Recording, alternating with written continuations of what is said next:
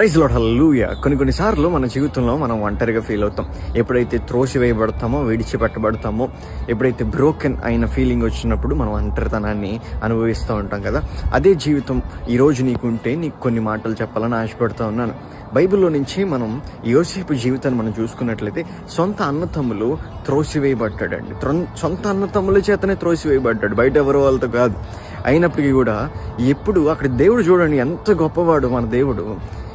ఎప్పుడైతే మనుషుల చేత త్రోసివేయబడిన సమయంలో దేవుని చేత వాడుకోవడం మొదలు పట్టబడిందనే విషయాన్ని జ్ఞాపకం చేసుకోండి. అందుకని చూడండి, ఎప్పుడైతే అన్నతమ్ములు త్రోసివేశారో దేవుడు పట్టుకున్నాడు. ఈ దేవుడు అక్కడ లేవనెత్తి తన యొక్క పరిస్థితులని అనుకూలంగా అటు తీసుకెళ్ళి చివరికి ఎలా తీసుకెళ్ళాడు తెలుసా? త్రోసివేయబడిన స్థితిలో నుంచి అధికారపీఠం ఎక్కించడం విషయం జ్ఞాపకం చేసుకుని, ఒంటరైన పరిస్థితుల్లో దేవుడు పట్టుకున్నాడు.